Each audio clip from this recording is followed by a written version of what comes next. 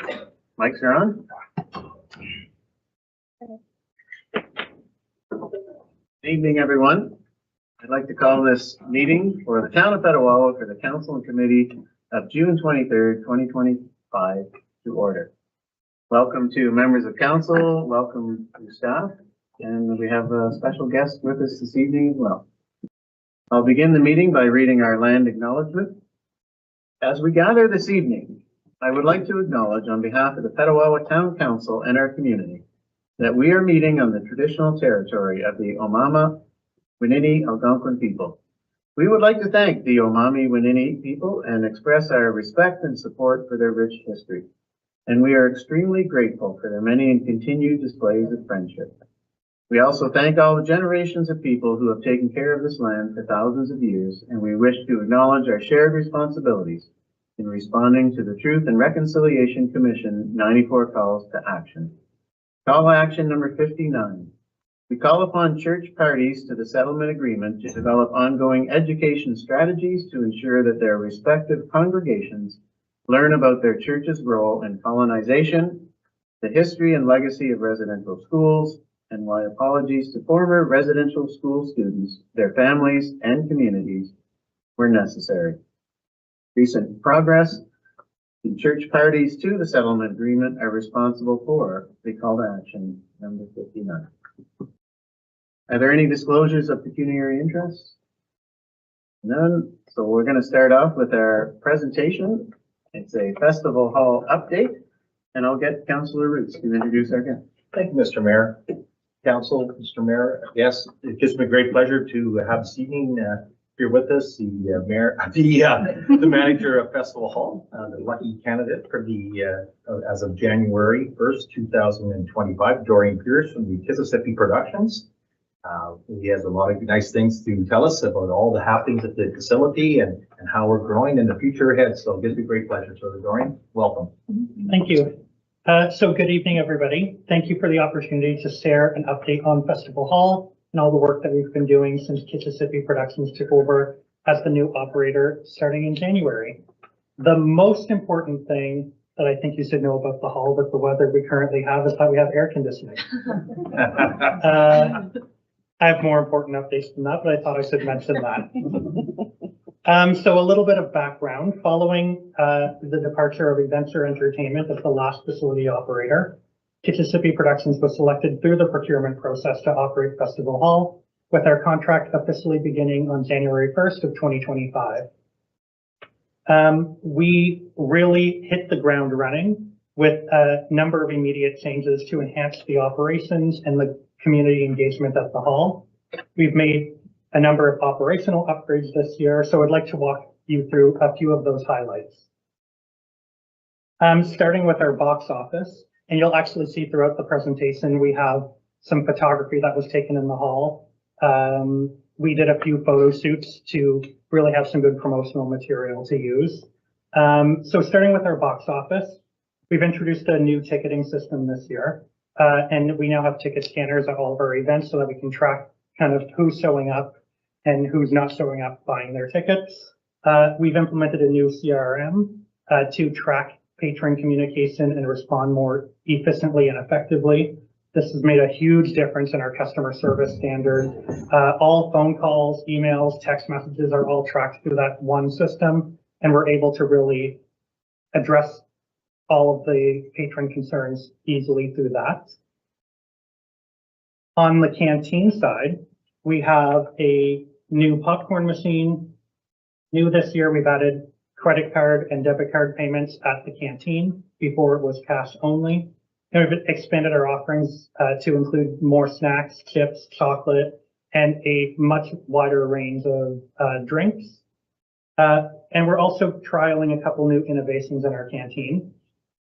We've added a second canteen in the building. We've added one up in the balcony. Any event currently that has over 100 patrons on the upper level, we open up the balcony level canteen. And we've found generally, as we've been trialing this, both better sales at the canteen, which the consortium receives a revenue share from, and as well as lower lines smaller lines at the lower level canteen because people aren't having to come down to the main level. And one thing that a lot of people don't know is actually our balcony level can hold almost as many people as the lower level. So they're not like most theaters where it's heavier on the lower level. At Festival Hall, it's pretty evenly split the amount of people between both levels. So when you have 231 people coming down from the balcony downstairs to buy snacks, it really makes the lines long. So we added that second canteen to help make that easier for people. Another new thing that we started testing, and actually just this month started, we've added a little cart that roams the main level of the canteen during intermissions, kind of like what you'd see out in an airplane, you know, going down the aisles. And it has all the same snacks and drinks that you get at the regular canteen. And we've been able to help people get more items from the canteen that way as well. And overall, all of these changes have really improved the guest experience at the hall. Some other new updates that we've had, we reopened the coat check this year for our wintertime shows. It's been closed for the past couple of months with the warmer weather, but January through March, we had the coat check open, and I know it hasn't been open in a few years. As I mentioned, we have the new balcony level canteen, which we touched on the last slide. We have a front of house manager for all events now. So our volunteers can really focus on the tasks that they're assigned and not dealing with any higher level issues than that. And it really improves kind of the volunteer experience for them. We also have an administrative assistant at the hall, which helps with bookings and making sure that that customer service standard is really held. And this summer, we have a summer student joining us, and there's lots of stuff to get done at the hall over the summer. Even though we have less shows in the summertime is typically our time where we get reorganized for the fall and get things ready for our very busy fall schedule that we have. Another thing is a large portion of our lighting and dimmers and potentially the majority of our key lights are still from the 1970s and 80s. And so repairs and finding replacement bulbs have become both frequent and quite difficult to do. So we're currently working with the consortium and planning out a much needed upgrade to our stage lighting, which we're hoping to get completed this year. So in terms of community partnerships, this is a really big priority for us, especially maintaining a good relationship with the school, which we're attached to. So starting with the school, we've had a really great relationship with them. We're having regular communication with Melanie, the school principal, and Haley, the lead custodian at the hall. We've put together clear systems in place for shared use of Festival Hall and the school's gym spaces. And we've tackled a few long-standing repair issues, in particular, the heating in the entrance of the hall, the office, and the dressing rooms, which have all been resolved since we've taken over. On local partnerships, we've been working to foster partnerships with some of our local businesses. I wanted to highlight two in particular that we have. So under the last Festival Hall management, the hotel partnership with the Best Western was ended. But since we've taken over, we've been able to restart that dialogue and reestablish a partnership with the hotel.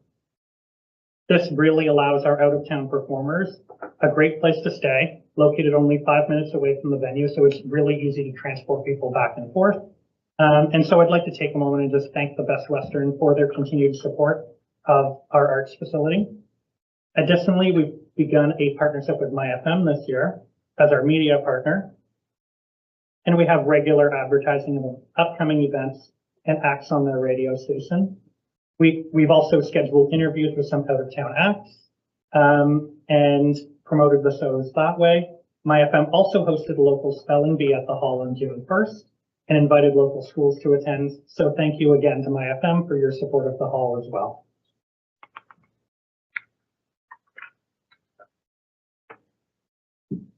Youth programming.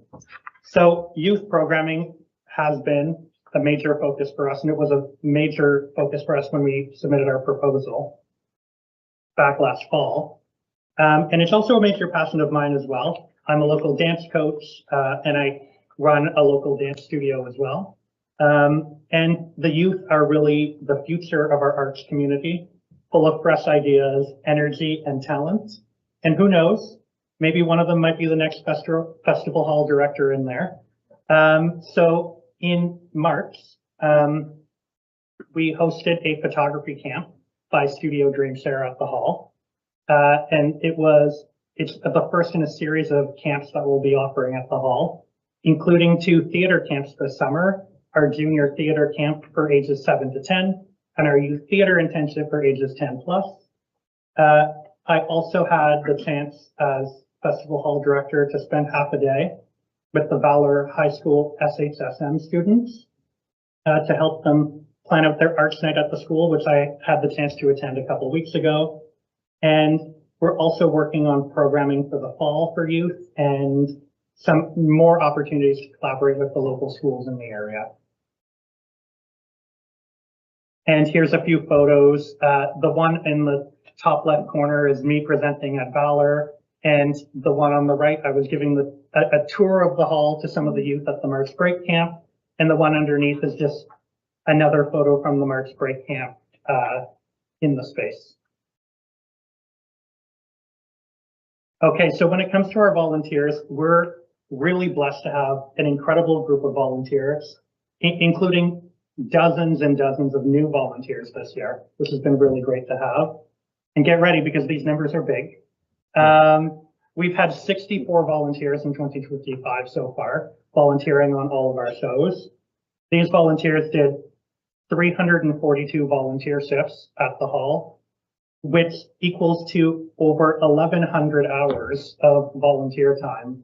These volunteers really make the hall run. We would not be able to do it without them. And I think this kind of involvement really speaks volumes about the level of community engagement at the space. Including, we had 12 youth volunteers this year. So there's 12 youth that were getting their community hours at high school, who came to volunteer at the hall as well. And I just got to say, I might be biased, but I think it's the best place to get your community hours at. So some highlights to date since the new management, and typically I'll make a note here that shows are typically booked years in advance, and we only took over the hall in January, so we had to get shows booked very quickly and on sale very fast. And currently in our calendar, our management term ends at the end of 2027, and we have dates booked in our calendar right up until the end of that time period. So that's a typical timeline. So this season was really fast in terms of being able to get those bookings in. To date, we've had 23 shows at the hall this year, and our box office has issued over 7,100 tickets. And throughout all those shows, that's 1,400 bags of popcorn, or actually I've updated numbers down here, 1,500 bags of popcorn since we had the shows this weekend, 1,400 water bottles, 1,400 cans of pop. So yeah, we're busy at the hall. And for our summer programming, we're welcoming 45 youth to the theater, and we're hoping this year we're only doing 2 camps, but we're hoping in the future to really expand that to more offerings as we're able to have a longer lead time to get all of that planned.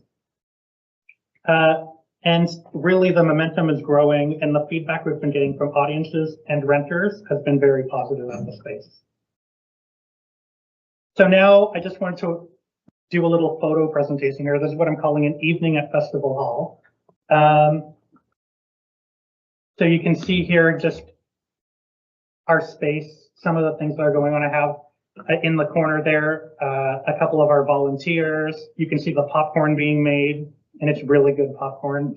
I have a really hard time not eating it every time I'm there. Some of our volunteers there in the canteen, our coat check, another volunteer running the box office down there in the corner. The one at the top right is an interesting shot. It's actually down from the balcony. It's people coming in, grabbing programs on their way in. On the top left is actually our new balcony canteen, one of our volunteers running that. Another one of our canteen volunteers. On the right, there's Andrew. He's our lead sound and lighting technician at the hall. He's basically there for every single show. And he knows the hall, I've got to say, better than almost anybody, I think, in anywhere. He just knows the hall super well. You can see a performance going on there. One of our spotlight operators in the middle, and somebody grabbing a bag of that really good popcorn. And so, you know, a presentation about the performing arts couldn't be complete without a little performance. So I've got a little poem here that we put together about Festival Hall. So I'll just read it to you. Welcome to Festival Hall, the Valley stage, where talent shines at every age, a place where voices rise and blend, and strangers meet, then part as friends. From dancers, leaps, poets, and mimes, to heartfelt songs and chorus lines, the arts unite, inspire, ignite, and bring our small town soul to life. So step right in, come take your part. This is the Valley's beating heart. Together we gather, together we shine at Festival Hall, where dreams align. And with that, I wanted to say thank you for your ongoing support of the arts. And I'm happy to take any questions you might have about Festival Hall. Well, thank you very much, Dorian.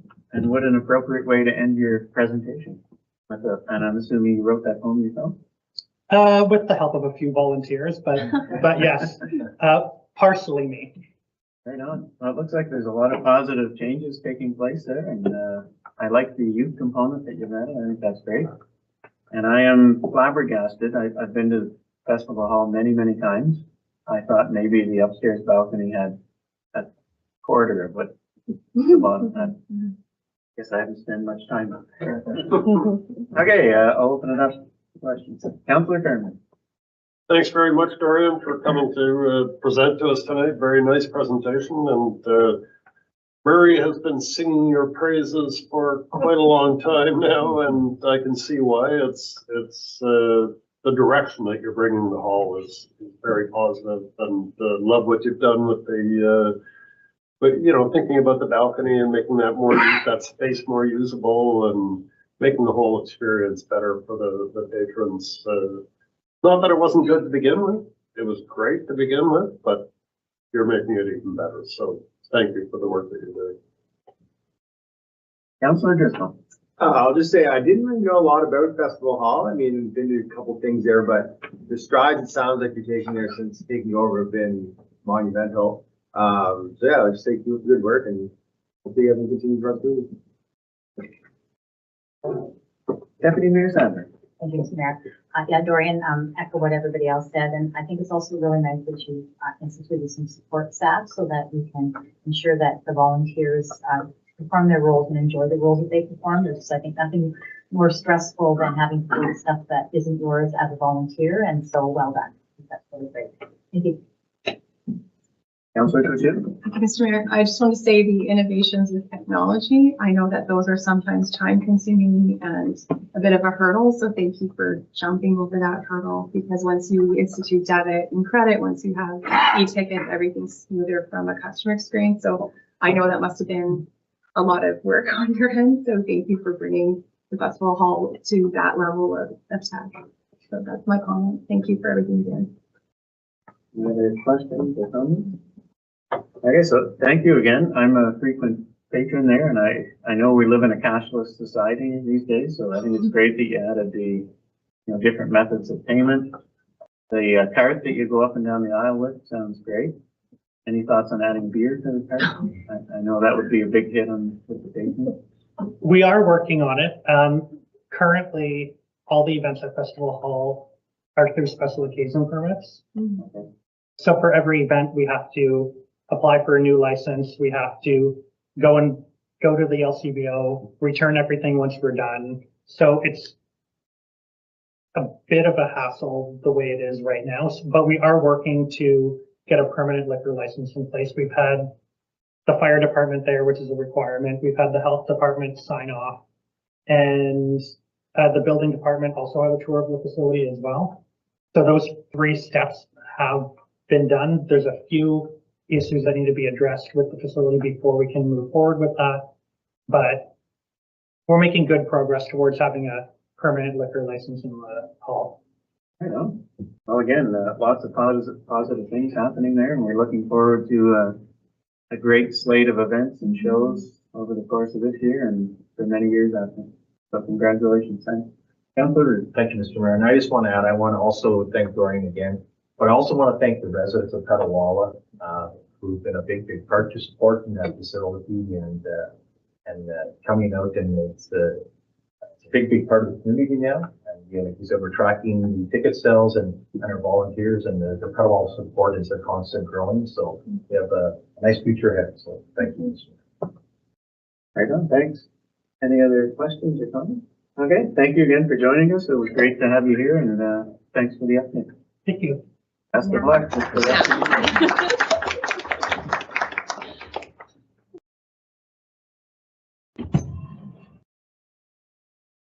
Okay, next we have the Fire and Emergency Services Report for the month of May.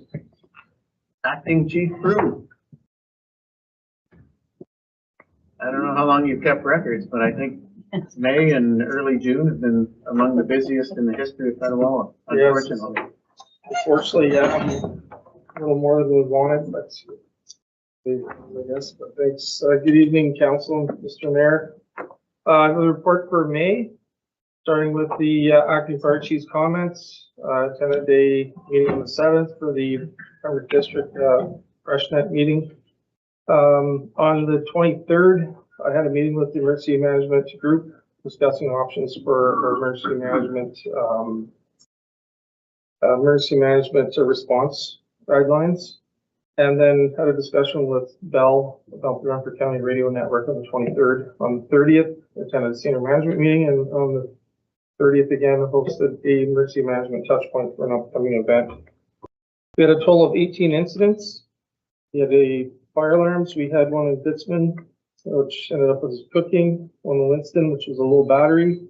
On Labine, for a faulty detector. Newport, which is unknown, and a low battery on White Street. We had a fire on Derrick on May 3rd. For carbon monoxide, we had 2 calls, one on Park and Chad. One was a smell of gas, and the end of life for the detector. We had a lithium-ion battery fire on Labine on May 4th, and it was a scooter. And it smelled propane on Wiesenthal on May 6th. And for bonfires, we had 4 that some are pending charges. Structure fire in Laurentian Drive on May 27th. And we had another one on Winston Avenue on May 31st. So the one on Winston, a OPP constable was patrolling the area and came up on the fire and was able to successfully knock down most of the fire with their extinguisher. So, and it was in the early morning hours of the 31st. We had a water rescue at Centennial Park on the 27th, and a vehicle fire, which was an ATV that was in a garage on May 30th, but was pulled out and suppressed by a neighbor.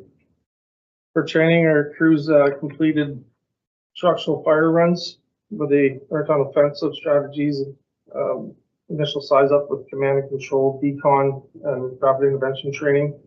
And our special training was rapid intervention training for crews to understand the survivability of if they get stuck in something, or if they have to remove themselves from a structure, if there's something fall on them. And then the vent enter surge techniques were reviewed. Minor inspections for our vehicles. The safety inspection was complete. Annual safety inspection for our trailer. Station 1, just minor repairs. And then our new portable radios were installed in our attack pumpers. For fire prevention, we had 29 inspections with the inspection group. Public relations, and the chief fire inspector attended McHappy Day here at the Petawawa McDonald's on the 8th. The 21st, We participated on online training for fire safety, public education, which was our chief fire inspector. And then there was some provincial notice of offenses working with the bylaw officer. And then we had our chief fire inspector on May 25th and 29th attended the Ontario Municipal Fire Prevention Officers Association Conference in Richmond Hill, Ontario.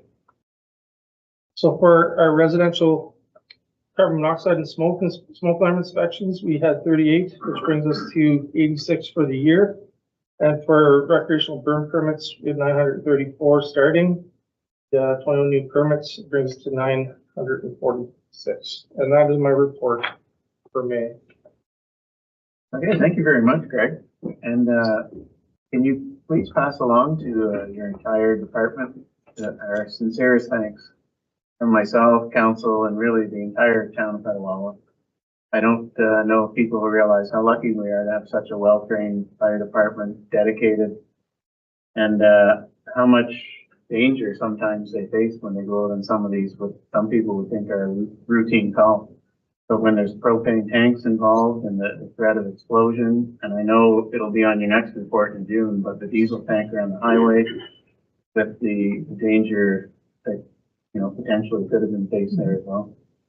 So thanks to you and all the crew for everything you guys do. Thank you. I'll pass that on. Okay, I'll open it up for questions on the report. Councilor Roots. Thank you, Mr. Mayor. Thank you, Craig, for the report.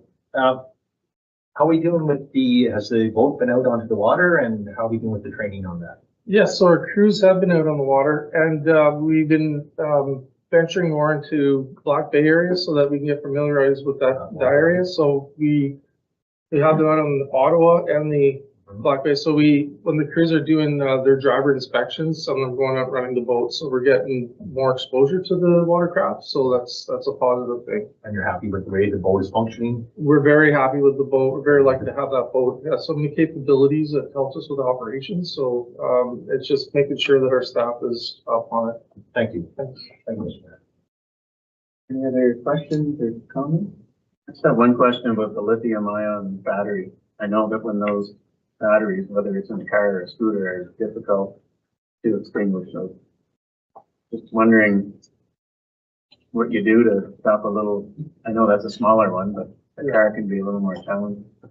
So this is a very, very tough question to answer. Lithium ion batteries and lithium batteries are kind of two different batteries. One can be very volatile, and we've seen them explode, especially when introduced to water, basically lithium ion batteries. We're seeing batteries that have no charge and are exploding. We're seeing batteries that have no charge and are catching fire. We've seen batteries that are on charge and ignite in garages if left unattended. Overcharging these batteries is not a good idea. Putting no-name batteries or whatever, if the battery doesn't come from the manufacturer, we recommend not to put them and use them with a different manufacturer. We're seeing all different types of incidents with these batteries through North America, and we're still trying to figure out how to mitigate these fires. And it's a challenge to the fire service because they give off certain amounts of different products of gas in the smoke, which is very volatile, and there's explosions with these. So this is a new dynamic for the fire service that we're trying to figure out how to put them out. Now, there's been incidents where the batteries caught fire and has sat for 5 to 6 days and then reignited. And there's also documentation from batteries that have ignited 83 days after the original fire. So we're trying to figure out how we're going to be able to contain these batteries and how they're to be disposed of. Now, the town fire department does have a standard operating procedure that if we have any EV fires, electric vehicle fires or whatnot, that we basically follow the vehicle once they're put out all the way to like the disposal yards or wherever they're going to be, because we're worried about them igniting again. But majority of the time they're burning out before we can, like, it's copious amounts of water, depending if it's lithium ion or just dry chemical extinguishers. So like, this is new again. We're trying to figure out how to mitigate these fires. So, if they start smoking, it's best to just to get away from them and let them burn off at this point. But, it's a challenge. Like, It sounds almost like we need like a brand new educational package, not just for our residents, for everybody, province and Canada. Is the government doing something to notify and educate people on the dangers of these batteries and catching fire? So the National Fire Protection Association this year is coming out with fire prevention theme with lithium batteries. And they're trying to figure something out right now. They're giving us information. We're getting information from the Fire Marshal's office as well as the Ontario Association of Fire Chiefs. But there's no set way of putting these out. I've been on seminars with New York City hazmat teams out in Boston. They submerge these batteries in water, but these batteries create its own oxygen and continue to burn underwater. So there's chemicals that we can put them in, Lithx material. It's a powder, but we're still trying to figure out how to mitigate these. Now the scooter fire was taken outside, which was smart, and they were able to contain it. But and then we're told not to put that back into their home and keep it outside. Yeah, so to put them out, try chemical, or you have to know what type of battery it is before you can't put water and lithium ion. Well, it sounds like we have a lot more education work and notification of the public about the dangers. Yeah. Okay, any further questions or comments? All right, thanks, Greg. I need a motion to accept this. Moved by Councillor Root, seconded by Councillor Donovan, that the Fire and Emergency Services monthly activity report be accepted as information. I'll call for the vote. All in favor? That's carried. Thanks, Greg. Next up, Recreation, Culture, and Tourism report for the month of May. Collins. Lots going on at the Recreation Department too. Yes, we're ramping up for summer, so we've got lots going on. You can see from the report, we started off the month with Sean and Joe off to strategic planning for community partners. As we start to develop more partnerships in the community, it's good to have all of our staff across the board up to date with some of that information. As we do prepare for the summer, you can see we've got all of our new summer staff hired, gone through training, and they've started to work. So that includes our community ambassador, which has already started at the Comfort Station. As of Canada Day, that person will be there 5 days a week. So that's nice to have. We have a shared tourism role that's being done with economic development to oversee 2 days a week at the container market. And then our beach staff and our camp staff have been really busy training at the moment as we speak at the Cellar Center to get ready. With 3 different camp locations, it has been a lot of planning for some of our staff, but that was one of the biggest concerns and requests was for more camps. So we're doing everything we can with the facilities we have, and there's already plans for next year to expand camps again. As far as programs, you can see we have a wide list as we typically slow down. Trying to slow down my staff is another ordeal as they want to keep on offering programs. You can see we're still offering plenty of programs across the board for a wide range of ages, right across the board. And these programs run from anything, as you can see, from the seniors location here, anywhere from 2 attendees over the course of the month to our popular programs that are 140 to 177 attendees in this location, with really positive feedback from the community. As far as events and tourism, we had a lot of partnerships that we continue with.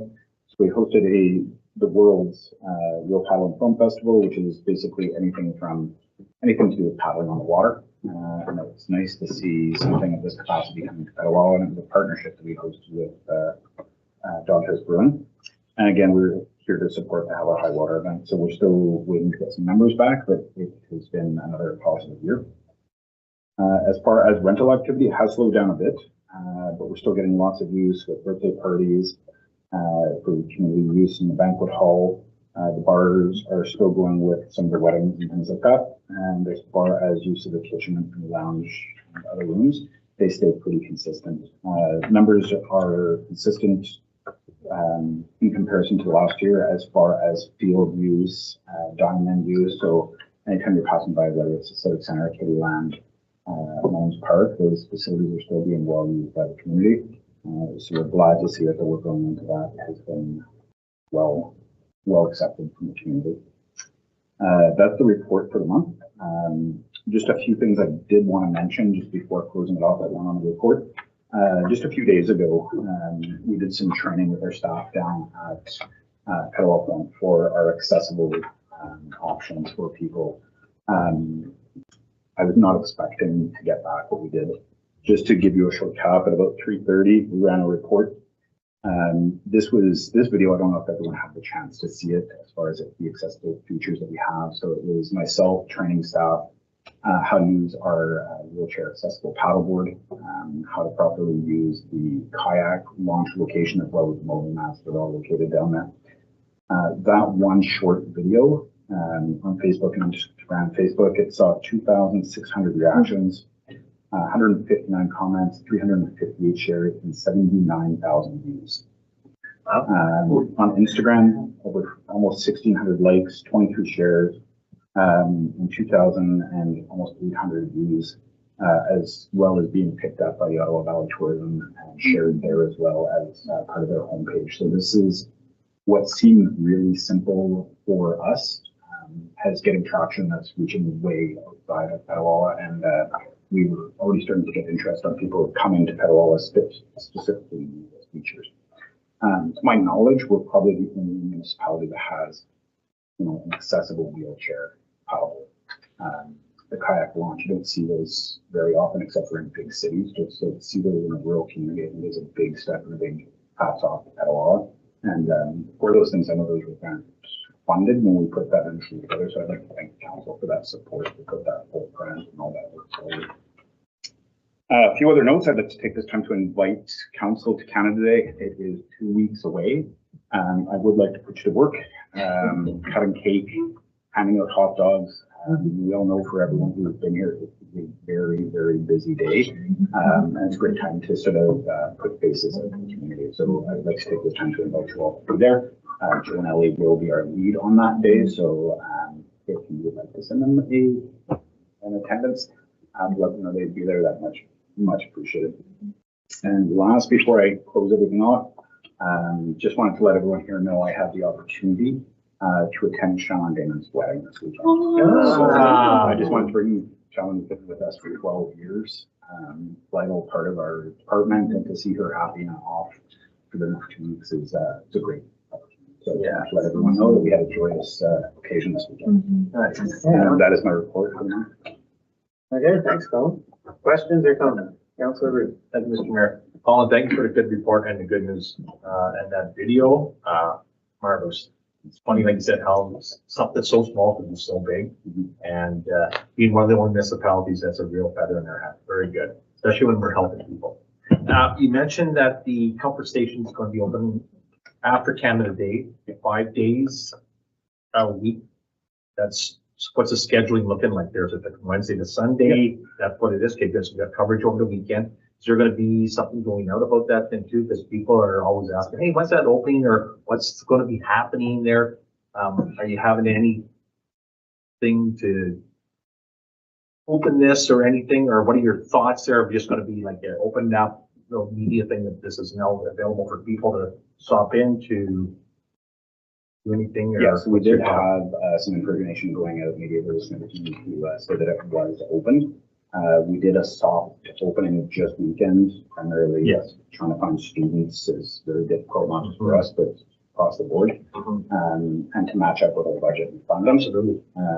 So we're just keeping that going. We're going to try and complement it by running some programs and activities there to attract people directly to the location. I still there's lots of money spent in promotion. I think locally, having little signs out on the road to invite people and posting there so we have word of mouth locally is probably the best way to start it. Our local community, letting them know and hosting things there and inviting them in. Part of the Ramble, there's going to be 2 different events hosted at that location, so we're trying to build it up organically.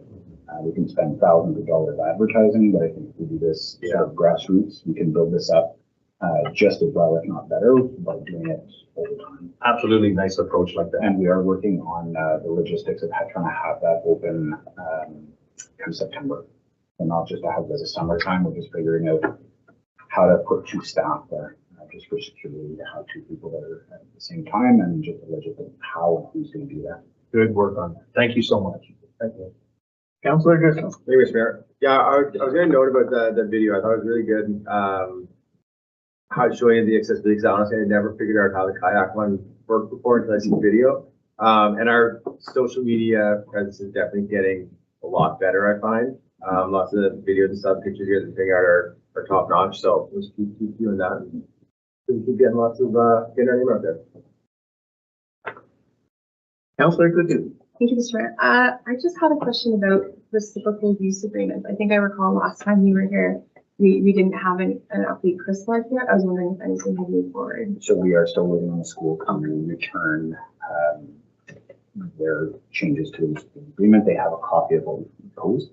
We are just waiting for the school board to return to us, and then it'll be a little bit more back and forth. But we are still carrying forward. The schools are still coming to use the facilities, and we have already started program plans that will involve us using Fowler Furnace Street. So staff are already working on September, even though we're in barely into the summer. So the planning for that is already in place. So we're looking at pickleball and kids programming using Fowler Gym. So even if it is slow to move, we'll still carry forward. So it's not going to put any breaks into any of the planning. Awesome. Well, they're about to have a lot of free time in the school, so awesome. Thank you. Teachers never stop thinking about it. It's true. It's true. Further questions or comments? Yeah, a big thanks for everything that's going on down there, especially with all the camps. We know that there's always a big demand. The camps sell out within seconds. So it's good to hear that we're offering even more. But is this something that you're seeing, even though we've offered more camps this fall and this summer, or spring and summer, is there a need and a demand for even additional camps? I could guesstimate we could double what we're offering and still fill it. And what it comes down to is we're in the midst of working with a couple of groups it's the facilities. Without having adequate space for rainy days and pick up and drop off locations and the safety and security of the children, it's using those spaces. So staff have been working on trying to find partnerships. So there are a few irons in the fire. So this is, I really appreciate what they're doing. So they're a year ahead of themselves and then some. So some of the planning I will be able to bring forward in the next few months as we sort of solidify what we plan to do. Petawawa is a young community with young families, and that's our priority. We're really reaching older kids and reaching capacity there. Our taught programs, because of the logistics and legal factors that you have to have smaller numbers with more staff, as well as reaching out to not quite cost, but at the younger school age children as well. That's going to be our focus for next year. So something to consider coming up to our 2026 budget in terms of, do we need more staff? Do we need more? That's always the program. To be honest, the camps are designed to break even. So with the money that's generated from camp fees, those go back to pay for staff wages. The key factor for us is going to be finding good camp staff. That's a big component for us, and it's not just us. We talk to other municipalities, and it's changed. So we need to find ways to keep up with them and be diverse. Yeah. Okay. And just a little shout out to you and your staff from Doghouse Brewery. They had a lot of positive things to say about the Paddle Film Festival that was held in their location. They said it was great working with our staff, and the event was fantastic. So a shout out from them as well. Okay, any further questions or comments? Okay, thanks again, and We'll see you on Canada Day. I hope it's not 40 degrees on Canada Day. I don't want to be under the barbecue there. 40-degree day. I think we'll microwave them inside. Good plan. Okay, I need a motion to accept the report. Moved by Councillor Carmody, seconded by Deputy Mayor Sabrin, that the Recreation, Culture and Tourism Monthly Activity Report be accepted as information. I'll call for the vote. All in favor? It's carried. Thanks again, Colin. Next up, we have from the Planning and Development Department, PL-22-2025 zoning bylaw amendment Z 192 and site plan applications. 230-3665 Ontario Incorporated, which is CW Homes, Plan 49M-68, Block 10, Winston Avenue. That's quite the title, now. Yeah. Over to your report. So this is an exciting report to bring to council. So this is summarizing a 24-unit rental townhouse complex being proposed on Winston Avenue. The last little bit, I'd say, of the residential portion of the Petawawa Town Center subdivision. It consists of 4 townhouse blocks. 3 of the blocks have 4 units, 1 has 12, so that's how we get to 24. Parking, bicycle parking, like I say, it's one complex under single ownership, so there'll be an entrance off Winston with internal driveway and parking area on full municipal services, so water and sewer, and has its own stormwater management infrastructure, stormwater management pond, all that good stuff. The land is currently vacant. It's about 2.5 acres in size. When you look at it, you kind of wonder how you're going to get 24 units in there, but the site plan is in the attachment 1 for you to look at. The hydro corridor is on one side of it, residential basically all around the other side of it. Your report has more details on how the proposal conforms to the relevant planning documents, the provincial planning statement, the official plan. It is a bit of, there's quite a bit going on with this piece of land. It is designated residential, which is meant for development on full services, which this is. It does contribute to rental housing options, which were identified in the housing needs assessment. Purpose-built housing is one of the gaps, so it definitely addresses that. It is close to the airport, so all those usual noise policies apply. A noise impact study was done. It had some conclusions around provision of central air, certain building components to be used, warning clauses to go on title, which would also make their way into rental agreements for people on the property. So those recommendations from the noise impact study will make its way into the site plan agreement for this development. One of the sides does abut the industrial park, but with the 50-meter tree buffer from the industrial park, that's not going to be a big concern for this development. Mentioned full services, and the proponents have been working with the town's director of public works, so Chris Mota has seen all these plans and approved these in this report. So from an official plan perspective, there's a lot of relevant policies, but it's checking all those boxes. And then we get to zoning. So it is zoned residential 3, which is kind of our highest density residential development. It's just for this specific development, there's a few tweaks we have to make to the zoning. Our zoning is really set up where there's kind of one thing happening on a property, and now we have 4 different blocks providing housing for the yards and stuff. Then always didn't all line up. So the first site-specific amendment is that dwellings per lot. We always say 1 building containing dwelling units per lot. This has 4, so we have to provide an exception to that provision. 4 buildings providing dwellings. That's that exception. The zoning also has a policy about encroaching on yards. So you'll see in the attachment, each of these townhouse units is going to have a small deck in their backyard. And on the side where it abuts the hydro corridor, it just those decks are gonna have to abut a bit into that side yard. And our zoning provision only allows that encroachment in the front and rear yards, so there's a small tweak there. And then the rear yard depth for an R3 zone is 10.5 meters. And the proposal is to reduce that to 8 meters.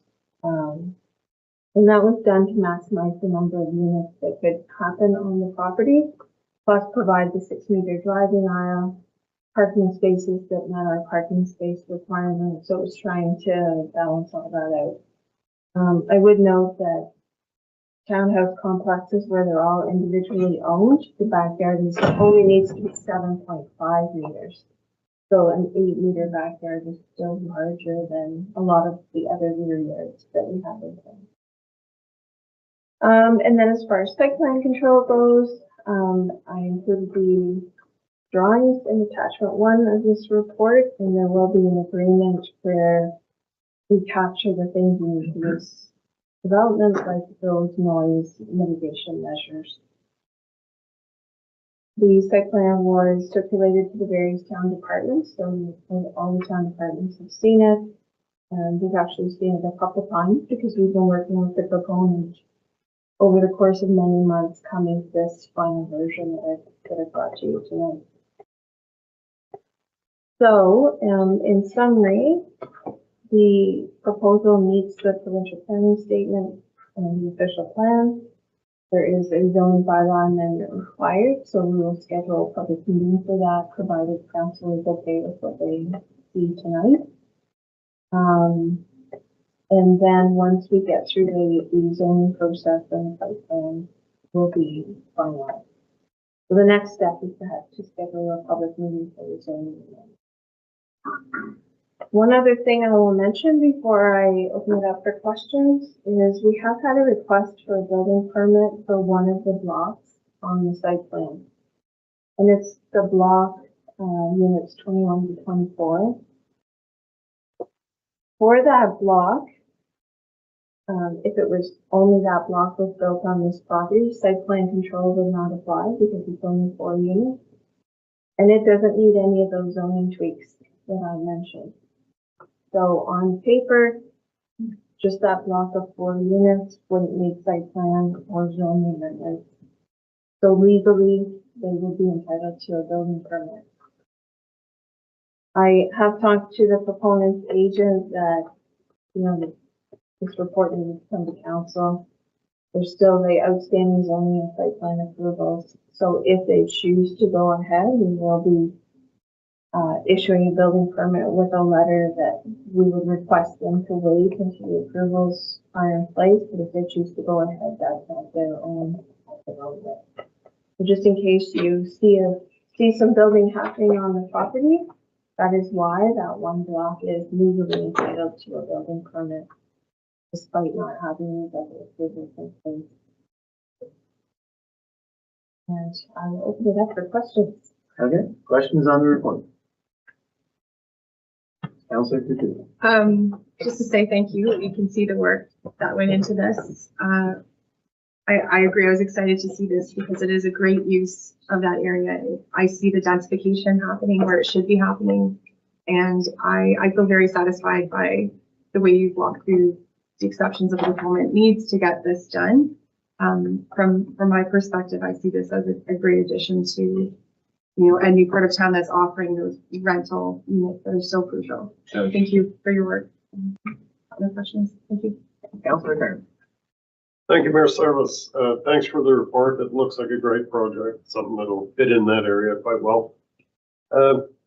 Given our discussion that we had earlier this evening with the acting fire chief regarding these exploding bikes or whatever they are, the batteries on them that keep catching fire, and so everybody's got these little electric bikes now, and I see which would make me nervous living in a multi-res area if you had a bunch of your neighbors with these bikes that are going to catch fire at any given moment.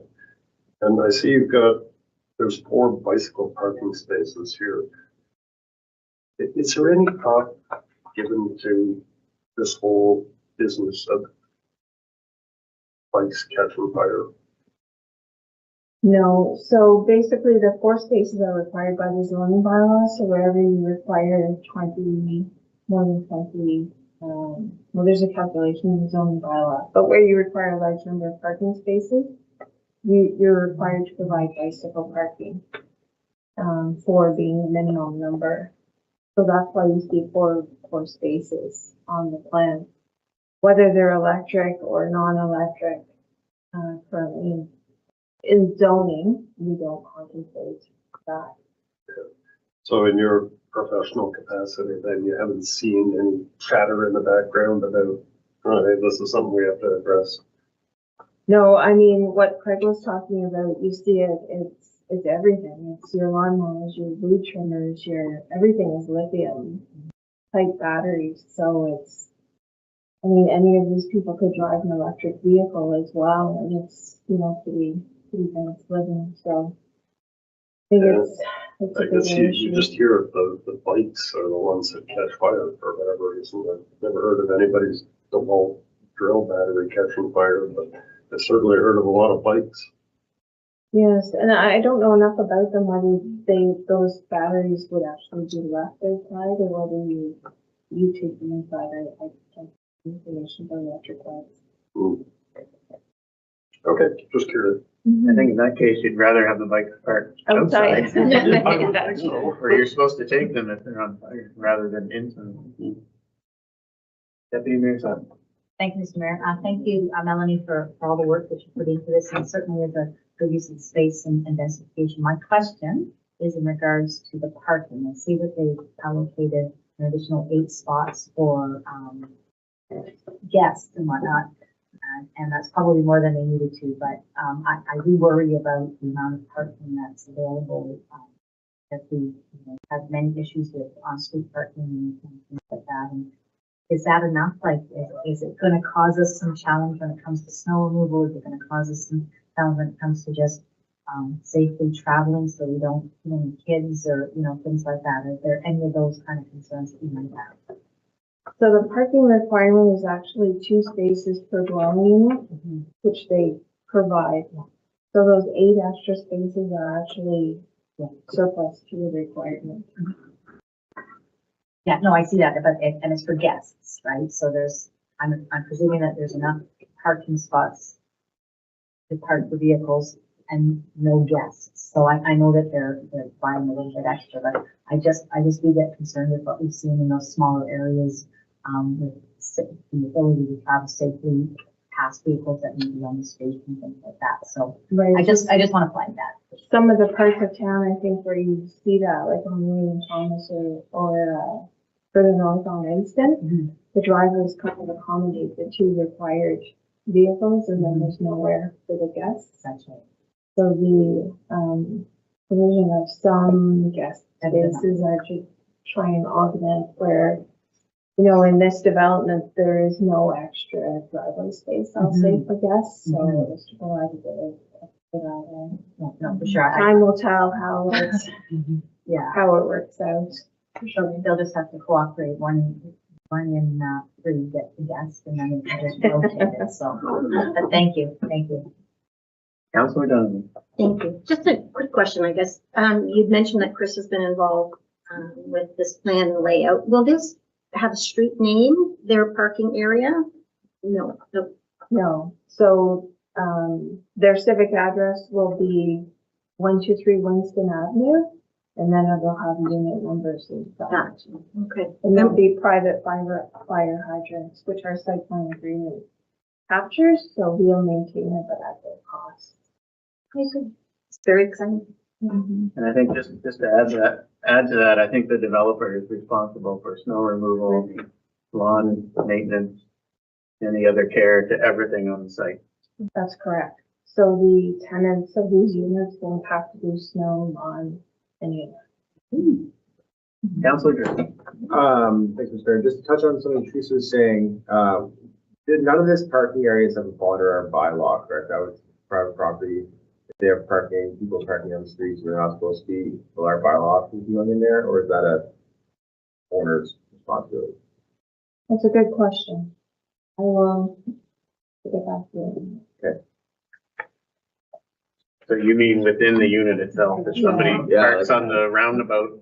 Yeah, is it our issue or is it the owner? I would think the owner is private property. I would think so too. But who's gonna call? Don, go ahead. Through Mayor Service, if there is an issue with parking on private property, within our current parking bylaw, the owner of the property can contact our bylaw enforcement officer to have the vehicle towed. It is included in provisions, but again, we would request there be signage posted to warrant us going on there. So like we wouldn't be driving in to issue parking tickets for someone parking. Yep. It should be, if they need it towed. It would be the owner of the property requesting assistance. Okay. Is that part of the site plan, Melanie? Them putting no parking signs? Or is that again up to the owner of the development? Or is that something we, the town, would request them to do in the development? No parking signs? It's certainly something I can take back to them, and they will be here, when we have the public meeting for the zoning to answer any questions and further questions about the development as well. Nothing. Any further questions? I think this is great, and I know we've had some discussions, Melanie. These units are smaller size, and they're one story, and they're very accessible. So in other words, there's no stairs to get in or to get up. Once you're inside, it's a ground floor, 2 bedroom, 2 bathroom, and I would dare to say probably targeted towards seniors or somebody who needs an accessible type. And they're much smaller than most of the townhomes and other footprints we have. So I think it's filling a need that we don't have here in the town of Petawawa. And I think it's great. So yeah, good to see this moving forward. And we'll look forward to the public meeting. And I guess we're just accepting this as information. Okay. Thanks, Melanie. Next up, we have the Legislative Services Monthly Activity Report for May. Colin.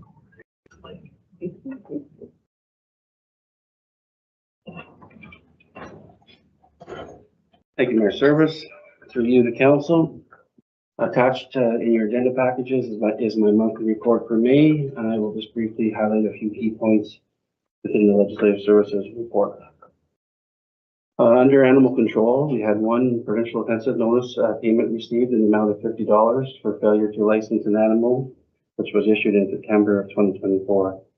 And that owner lived on Hoffman Street, so shows you the progress of the court system when you're a little bit delayed.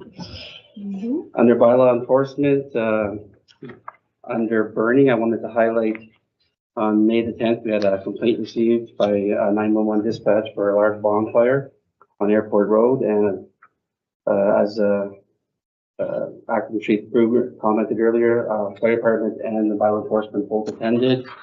Municipal law enforcement officers issued a provincial offensive notice and set and maintain a fire on a commercial and industrial property. Under garbage, we had on May 3rd, the municipal bylaw enforcement officers issued a warning notice for a property on Sandstone to remove their waste from the roadway. And I'll bring your attention to this property standards issues. We had a number of meetings with municipal bylaw enforcement officers over the month of May.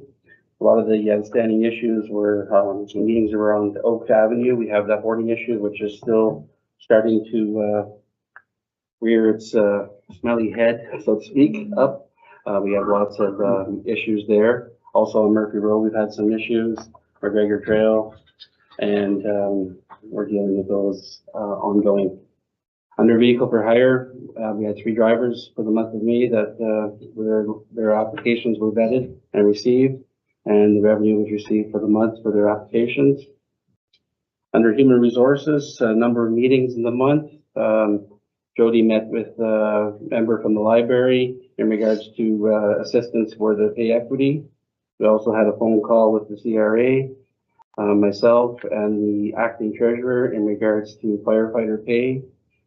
So that's an ongoing issue. I'll have more to come to council about that shortly.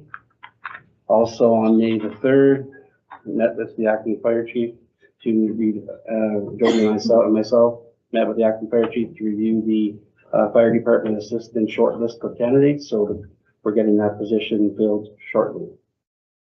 Under training, I'm happy to report that Kate and Jody both are now certified members of the mental health first aid training. They did a 2-day course. One was in class and the other one was virtual, attending another 2-day course. So they are now certified members and can have, if any issues of our staff that have, they can go to Jody and to Kate and they will steer them in the right direction. Under information technology, Nash has been busy in the month of April and May. He's responded to 27 tickets and resolved the issues of our staff that have had over the month. Under Commissioner Wolf, we had 22 requests for the month of May. We had 9 declined due to divorce filing papers, family court matters, so we don't commission those types of documents. Under marriage licenses, we had 3 issued for the month of May and we received the $300. Under our community flag requests, we had 3 flags flown for the month of May. From May 1st to the 16th, it was National Day of Awareness of Missing and Murdered Indigenous Women and Girls. And on May 17th to the 24th, we had the 2 RCHA flag flown. And the National Accessibility Week, we had the that flag flown from May 25th to 31st.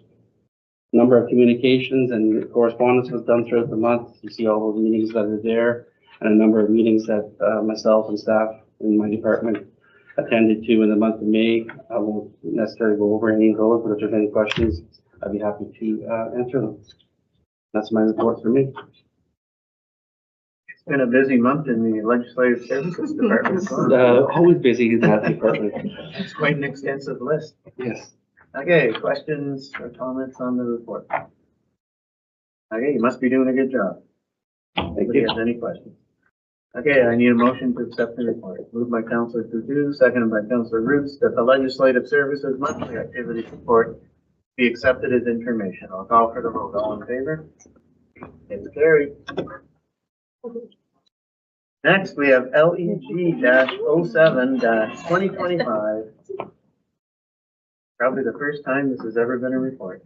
The Town Tartan Scarf Project and Dash Pembroke Log. Is that Log Cabin Quilter? Yeah. Log Cabin Quilter Guild. Kate, Yeah, well, you're up. It's a mouthful. Thank you. As you'll see from my report, we have gotten down to the very last tartan scarf. So we're looking to replenish that supply because it is quite a popular item and a really nice gift to give to dignitaries or community visitors. We were looking to partner with the Quilters Guild. They have offered to produce these at no charge, but have requested, in recognition of their support of this project, that we make a donation to the Petawawa Pantry. Staff have looked into our budgeting funds from our grants and donations and recommend a donation of $500 from that account. And further to that, we would provide the silver threads building for them to produce the scarves at free of charge. Any questions? Okay. Questions on the Town Tartan Scarf Report? Councillor Kernan. Thank you, Mayor Service. So I'm generally in favor of the project. And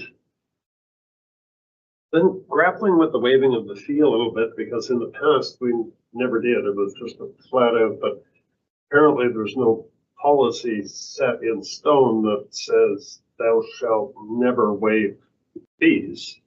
And in this case, it is a fee for a service sort of thing that's being waived. We're getting something in return. It's we're providing the space to have our work done. So I can rationalize that part in my head. The thing that I'm wondering about though is the $500 donation to the food bank. Now, don't get me wrong, I'm in favor of donating money to the food bank. I just want to make sure that we're not violating any of our own policies here. to access money from that fund, anybody else, like if somebody at the food bank were to say, I would like the town to donate $500, they would have to fill out a request That's correct. Yes. to have that done. Now, in this case, you've got the Log Cabin Filters Guild who is requesting the town send money over there. How's that fitting in with our existing policy? I just want to make sure that nothing goes off the rails there. Good question. I did, speak with the treasurer. It was, after they reviewed our budget, it was their recommendation of the $500. And to request a donation or a grant donation, you are correct. There is a policy, for nonprofit organizations to fill out an application, and that gets submitted prior to, like the budgeting deliberations, in the new year. They were just hoping that they're happy to do this free of charge for the town, but they were hoping that maybe they could, because they are a nonprofit group, they're not looking to make a profit from us, so they just thought that instead of us paying for this service, they would provide it for us, and in lieu, a donation could be made. And I can understand their desire, and I understand that end of it. It's just that I want to make sure that we're not violating any of our own policies. I think to move forward with this, can't change the policy at this stage of the game, well, we could, but to move this forward, I would like the food bank to actually have filled out a request for that funding, and then that funding can be provided to via budget deliberations in the coming year, or through the regular channels that we would normally, go through to authorize. Okay. Yeah, you can make that. I think the unknown factor here is, and I know they're providing this service for free, but there's the cost of the materials and then the cost of their labor. So I guess what would help council maybe is how much are we saving So through the cost of the materials and the cost of their labor by getting these scarves produced for free by this group. And maybe that would help kind of frame, the $500 donation and the space here at Silver Thread for them to create these scarves. right. It was a little difficult to find information on this from so long ago. I will note that we had a total of $2,600, and that was to have our tartan material turned into the ties, the cummerbunds, the bow ties, and scarves back in 2016, 2017. It's the only one I could find. I believe it was somebody in Golden Lake that may have done it, but they have since retired. So we haven't been able to find in the last few years somebody to do this service for us. Mm-hmm. So there was quite a bit of a cost back in 2017. The Quilters Guild did say that the thread and the equipment is all at their cost. And we have quite a bit of material, tartan material left in the vault. I couldn't tell you how much because it's a massive amount and it didn't roll it all out. But we do have quite a bit left to use the scarves. I think we would be saving, at least from the 2017 costing of $2,600, we would be saving quite a bit to have them create these for us. Okay, so that's a good information. I thought we had to go out and purchase more tartan No, material. we have. So we have all the quite a material. bit. So this group is merely using their equipment, thread, and their time to make scarves. So I guess another interesting piece of information would be based on the amount of tartan material we have left, how many scarves are they going to make? But I'm with Councillor Carmody. I'm all for this. I think it is a very classy gift to give.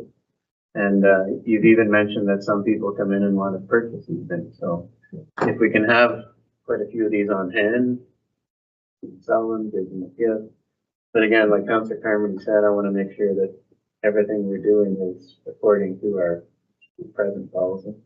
Councilor, Thank you, Mr. Mayor. I think it is a beautiful gift. And I even brought my tie that was from the former mayor. I wear it proudly to the ladies and who made them, have done wonderful work. That I'm totally in agreement with Councilor Cameron and yourself.